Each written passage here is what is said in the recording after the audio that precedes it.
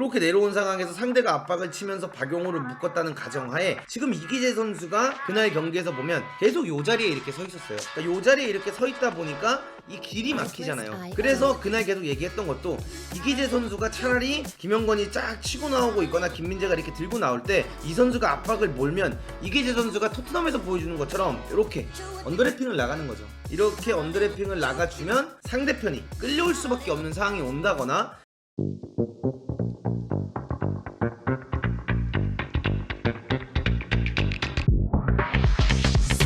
대한민국이 아시안컵을 앞두고 현재 경기들을 하는 부분에 있어서 여러분들에게 현재 대한민국 국가대표가 정확히 하고자 하는 전술적인 플레이가 어떤 부분인지 한번 설명을 해드리고 싶어서 이렇게 준비를 해봤습니다. 그래가지고 제가 이제 이렇게 작전판을 조금 준비를 했고요. 전술적인 움직임을 여러분들 좀 보여드리기 전에 앞서서 대한민국이 추구하는 축구가 뭔지부터 여러분들한테 좀 보여드릴게요. 그래서 골키퍼에 이제 김승규 선수가 이렇게 서 있다라고 보시면 될 것 같고, 대한민국은 김민재 선수가 왼쪽, 정승현 선수가 오른쪽에 나오면서 두 명의 센터백을 어떻게 보면 사용하는 모습을 볼 수가 있죠. 박용우 선수라든가 황인범 선수가 이 자리에 이렇게 내려와가지고 수비형 미드필더 역할을 해주는 걸 볼 수가 있습니다. 두 명의 공격형 미드필더가 보유가 되어 있고요. 그 다음에 양쪽 풀백에 서로 윙어들을 쫙 벌려놓은 상태에서 조규성 선수를 원톱으로 쓰고 있다, 이렇게 보시면 될 것 같습니다. 이 부분에서 이제 우리가 바라봐야 되는 부분 중 하나가 어떤 부분이냐라고 궁금해 하실 텐데요. 가장 중요한 것 중 하나는 이 풀백들의 움직임인 것 같아요. 대한민국이 현재 빌드업을 가져가고 공격을 가져가는 이 부분에 있어서 약간은 4-3-3이다 혹은 4-4-2다 굉장히 헷갈려 하시는 분들이 많아요. 그래서 우리가 이제 빌드업을 가져갈 때는 4-3-3의 형태다, 이렇게 조금 보시는 게 맞는 것 같고요. 우리나라가 상대편이 이렇게 공을 가지고 있을 때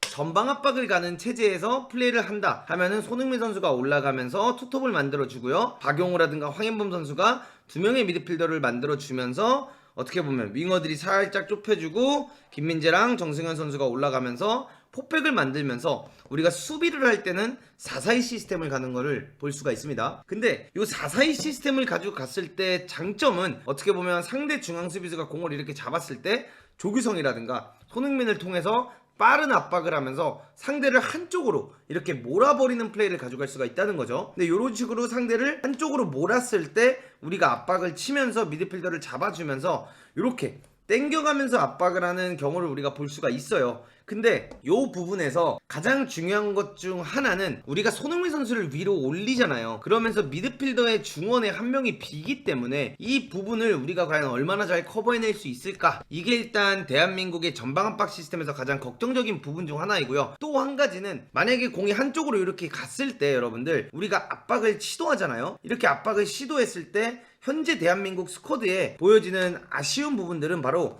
요 공간이에요. 요 하프 스페이스 공간에 상대편들이 이렇게 올라오는데 원래는 여기를 우리 수비형 미드필더가 보호해주고 이거를 손흥민이나 조규성이 쳐주면 한 명이 위에 있고 이런 식으로 여기에 있는 공격형 미드필더를 우리가 하나 묶어놓을 수 있어야 되는데 지금 요게 안 된다라는 거예요. 왜냐? 여기서 이 공격수 선수가 같이 압박을 치는 상태에서 미드필더가 있으면 요거를 현재 우리가 딸려나가니까, 그래서 박용우 선수가 이렇게 딸려나가주면서 플레이를 가져가 주다 보니까 어떻게 보면 요 자리에 공간이 많이 비게 되고요. 요 공간이 빈 거를 현재 어떻게 우리가 메꿀 것이냐, 요거를 보는 게 굉장히 중요한데 요 부분에 있어서 저는 대한민국이 현재 이번 아시안컵에서 가장 큰 문제점이 만들어질 것 같다, 요거를 말씀드리고 있습니다. 여러분들, 그래서 가장 중요한 건 요 수비형 미드필드 지역에 우리가 공간이 났을 때 요 부분을 어떻게 막을 것이냐, 요게 일단 굉장히 중요한 포인트고요. 두 번째는 그렇다면 요 부분을 우리가 잘 막을 수 있는 방법이 뭐가 있냐, 손흥민과 조규성의 전방 압박을 살리는 것과 동시에 황인범, 이재성, 박용호 선수가 같이 이렇게 올라가면서 압박을 한다는 가정하에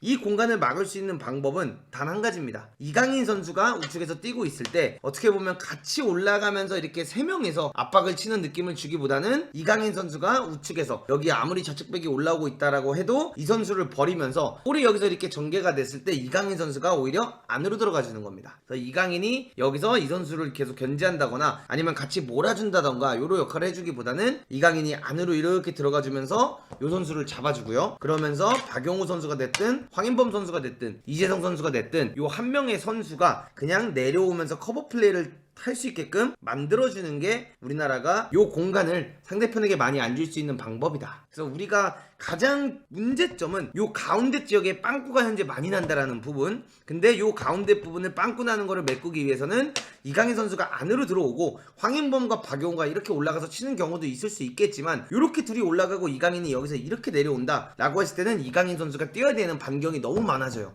그러다 보니까 체력적으로 낭비가 많이 되고, 사실상 여기서 모리타라든가 혹은 뭐 다른 나라 팀 수비형 미드필더들이 안으로 이렇게 내려가 줄 때 이강인을 땡겨오면서 손흥민과 조규성으로도 압박 쳐주고 윗선에서도 압박을 쳐주면서, 어떻게 보면 여기 끌려 나오는 거 김민재가 묻든 김영건이 묻어주면서 한 명의 선수가 스페어가 되면서 이렇게 있다고 하면은 상대가 볼을 풀어나올 수 있는 공간이 없어진다는 거죠. 그래서 우리가 이제 가장 중요한 건 요 가운데 지점에서 상대가 쑤시고 들어올 때 요 부분에 우리가 스페어맨을 어떻게 만들 것이냐, 아니면 스페어맨을 만들지 않고 정말 강하게 맨투맨식으로 전방 압박을 칠 것이냐, 요거에 대한 선택이 중요한데, 현재 대한민국 대표팀의 시스템을 보면 요게 장착이 되어 있지 않습니다. 그렇기 때문에 제가 걱정하는 거는 과연 클린스만 호가 지난 이라크 경기에서도 많이 보여줬던 장면 중 하나인데, 요 미드필더에서 비는 요 공간을 어떻게 잘 막는 방법을 연구해서 나올 것이냐, 아니면 우리나라가 어떻게 보면 4-4-2로 플레이를 하는 것이 아닌 4-3-3 시스템으로 쓰면서 조규성 한 명으로만 압박을 하고 손흥민을 내려주면서 손흥민이 조금 더 아랫지역에서 맨투맨을 잡는 역할을 시킬 것인가, 요거를 고민을 해야 됩니다. 근데 제가 지금까지 봐온 클린스만 감독님은 손흥민 선수의 장점은 어느 누군가를 맨투맨 해주거나 이 공격형 미드필드 지역에서 내려오면서까지 수싸움을 해주는 게 손흥민의 장점은 아니란 말이죠. 그래서 손흥민을 거기다 내려오게 만든다면 그만큼 손흥민 선수가 공격하는 데 에너지를 쓸 수 없을 거고, 그렇게 되면 사실상 우리나라가 손흥민을 프리롤로 쓰는 이유가 사라져요. 그래서 이강인 선수를 땡겨오든, 아니면 반대로 이강인 쪽으로 압박을 치면서 반대쪽에서 뛰고 있는 황희찬 선수를 땡겨오면서 우리가 요 가운데 지역을 메꿔주는 게 굉장히 중요하다, 요거를 말씀드리고 싶습니다. 자, 그러면은 이제는 우리가 여러분들 공격할 때 어떻게 공격하는지도 좀 궁금하시죠? 실제로 대한민국이 하고자 하는 공격이 뭔가, 요거 좀 모르시는 분들 많은 것 같아요. 그래서 요거를 제가 한번 여러분들에게 보여드리려고 합니다. 대한민국의 빌드업 시스템 도대체 무엇인가? 어떤 빌드업 시스템이냐면, 현재 대한민국 김승규 선수가 이렇게 공을 잡고 있다는 가정하에 상대가 만약에 뭐 2명을 세우면서 전방 압박을 치는 경우도 만들어질 수도 있겠죠. 상대가 라인을 올려서 이렇게 압박을 해올 때 이라크가 어떻게 압박했는지부터 제가 먼저 보여드릴게요. 여러분들, 이라크가 압박을 할 때는 이 수비형 미드필더에 한 명이 서 있는 상태에서 이런 식으로 전방 압박을 쳤어요. 여기서 예를 들어 김영건 선수한테 연결이 됐을 때 이 선수를 이렇게 몰아주면서 박용우를 묶었고요. 박용우를 묶으면서 어떻게 보면 이쪽에 이제 정우영이라든가 이기재 선수가 이렇게 서 있을 때 여기에 있는 윙어가 이기재한테 들어가는 볼을 살짝 막으면서 이렇게 같이 몰아줬어요. 이렇게 몰아주다 보니까 이 선수가 살짝 올라오면서 이기재를 보다 보니까 요 패스 길이 막혔고요. 그 다음에 요 패스 길이 막혔습니다. 그러면서 황인범이 내려와주면서 공을 받으려고 했는데 이라크 선수들이 맨투맨을 붙었고, 위에 있던 오영규는 2명한테 있다 보니까 이제 고립이 되었고, 여기서 홍현석이 이렇게 움직임을 가져가려고 할 때 이 선수도 따라와 주면서 아예 반코트를 만들면서 여기를 싹 다 묶어버렸어요. 그러면서 여기에 이제 있는 이재성이라든가 아니면 이쪽에 있는 서령우가 더 이상 빌드업에 아무런 도움이 되지 않았다라는 거죠. 그래서 이 이라크 전만 바라봤을 때는 대한민국의 빌드업 전술은 없었다. 상대가 좋은 전방 압박을 치고 나왔을 때 상대가 맨투를 몬다거나 한쪽으로 반대로 이 선수들이 몰고 들어가 줄 때 우리나라가 풀어나올 수 있는 방법은 전혀 없었다. 그래서 이 부분에 있어서 우리가 보강을 해야 돼요. 제 개인적인 생각이지만 이라크 경기가 끝나고 나서 많은 팀들이 생각을 좀 바꿨을 것 같아요. 야, 대한민국은 어떻게 보면 아시아의 강호이고 대한민국이라는 팀은 아시아에서 가장 센 팀 중 하나이다 보니까 우리가 전방 압박을 치는 게 무리수이지 않을까, 우리가 내려앉아가지고 수비를 가져가주는 게 굉장히 좋을 것 같다라고 생각을 원래는 했었을 거예요. 근데 이라크 경기 이후로 많은 팀들이 야 잠깐만, 대한민국 후방 빌드업이 없는데? 대한민국한테 전방 압박 쳐야겠는데? 라는 생각을 저는 은근히 좀 많이 했었을 거다라고 생각을 합니다. 그래서 그런 부분에서 대한민국이 조금 더 좋아질 수 있는 부분이 어떤 부분인지 한번 알려드리도록 하겠습니다. 자, 그래서 그날도 제가 이제 계속해서 경기를 보면서 말씀을 드렸지만 김영건 선수가 이렇게 공을 잡고 있잖아요. 그러면서 박용우 김영곤 선수가 이렇게 내려온단 말이죠.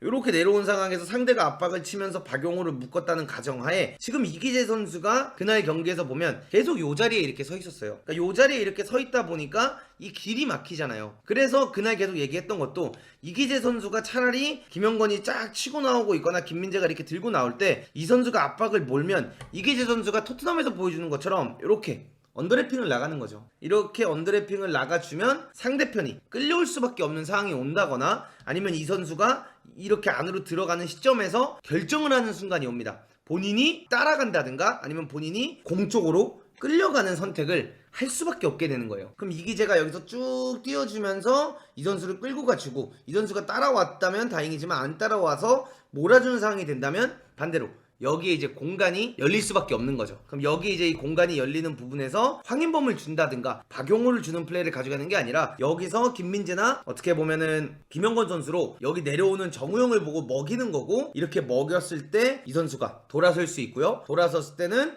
이 선수가 어쩔 수 없이 어프로치를 할 수밖에 없습니다. 이 선수가 여기서 어프로치를 하게 되면 이 공간이 비게 되고 이 공간으로 넣어주게 되면 이기재 선수가 뛰어들어가면서 이기재 선수의 가장 장점인 얼리 크로스를 올려주면서 조규성 선수가 뛰어들어가면서 이제 골을 넣을 수 있는 장면들을 뭐 만들 수 있다. 이런 것도 있고 요게 아니라면 또 어떤 부분이 있냐. 이기재 선수가 이렇게 같이 서 있을 때 이기재 선수가 김영건 선수가 앞으로 치고 나올 때 내려가 주는 겁니다. 이기재 선수가 이렇게 내려가 주게 된다면 이 선수는 고민거리가 생겨요. 아, 내가 이제 이 선수를 따라가야 되냐 아니면 내가 여기서 이기재 선수가 이만큼 내려갔으니 내가 그냥 김영건을 압박을 치게 되냐. 근데 이런 경우가 된다면 대부분은 김영건을 압박을 치게 됩니다. 그럼 이기재 선수가 여기까지 내려가 있다 보니까 어떻게 되죠? 패스가 들어갈 수 있고 여기서 이 선수가 이것까지 따라오기는 굉장히 힘들죠. 그럼 여기서 패스가 들어가게 되면 이 선수가 됐든 이 선수가 됐든 압박을 오게 될 거고 그럼 우리가 이제 발밑 좋은 김승규가 있다 보니까 김승규 선수가 이런 데서 공을 딱 잡고 열어버리죠. 딱 연 다음에 이럴 때 이강인은 쫙 벌려있고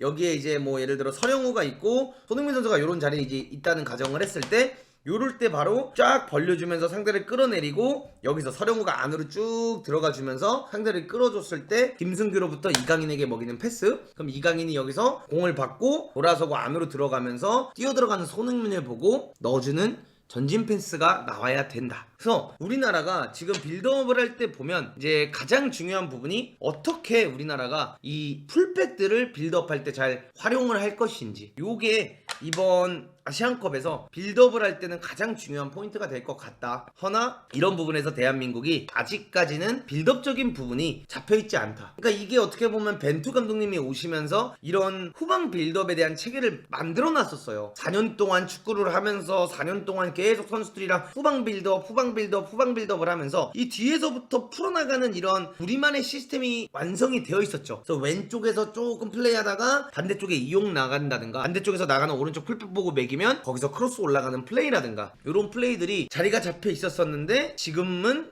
그게 사라졌다. 그게 사라져버렸다. 그래서 4년 동안 우리가 준비하고 만들었던 요 빌드업에 대한 패턴이 많이 사라졌고요. 또 한 가지 중요한 것 중 하나는 이제 이런 부분도 있는 것 같아요. 여기서 이제 만약에 공을 잡았어. 김민재가 잡든 김영건이 잡았든 상대가 이렇게 만약에 전방 압박을 해서 나오잖아요, 여러분들. 이렇게 전방 압박을 해서 나올 때 요 지금 수비형 미드필더들의 위치가 전 너무 애매하다라고 생각을 하거든요. 왜 애매하냐면 이렇게 두 명의 센터백이 있을 때 우리나라 골키퍼가 공을 잘 못 차는 선수다라고 했을 때는 이렇게 내려와가지고 3백을 만들어주면서 플레이를 가져가는 게 나쁘진 않다라고 봐요. 근데 왜 이 선수가 여기 내려오는 게 되게 별로냐라고 했을 때 여러분들 왜일 것 같나요? 요거는 질문입니다. 여기서 박용우 선수가 이렇게 내려오면서 3백을 껴주려고 한다든가 이 수비형 미드필드 자리에서 아랫지역이 굉장히 위치되어 있는데 왜 내려오면 우리나라한테 안 좋을까요? 이번 맞춰보세요. 골키퍼한테 전방 압박을 온다? 뭐 그것도 맞는 말이고 공간을 없앤다? 패스 길이 사라진다. 왜 여기서 이 선수가 박용우 선수고 황인범 선수가 이 자리를 뛸 때 내려오는 것 자체가 우리나라한테 이득을 안 주는지는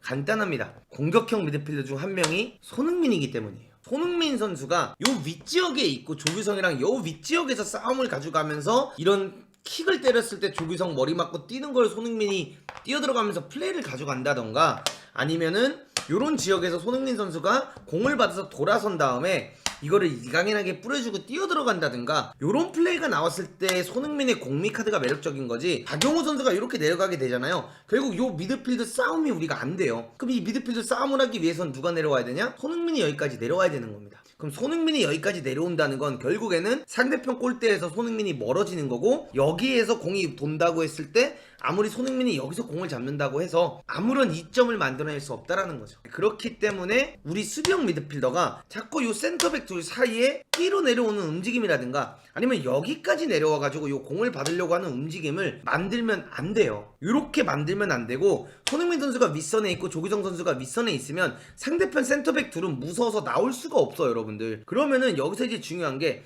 박용우가 계속 요 한 자리를 차지하고 있고 황인범이 요 자리에 있단 말이에요. 요렇게 되는 게 아니라 투볼란치 형태로 가야 되는 겁니다. 우리나라가 빌드업을 더 잘 가져가려면 한 명 한 명으로 해서 이렇게 빌드업을 가져가는 게 아니라 황인범이랑 박용우가 됐든 황인범이랑 이지성이 됐든 뭐 박용우랑 이지성이 됐든 누가 됐든지 간에 투볼란치 느낌으로 빌드업을 가져가야지만 이게 안정적인 빌드업이 완성이 될 수 있다는 거고, 이게 왜 안정적인 빌드업이 완성이 되냐?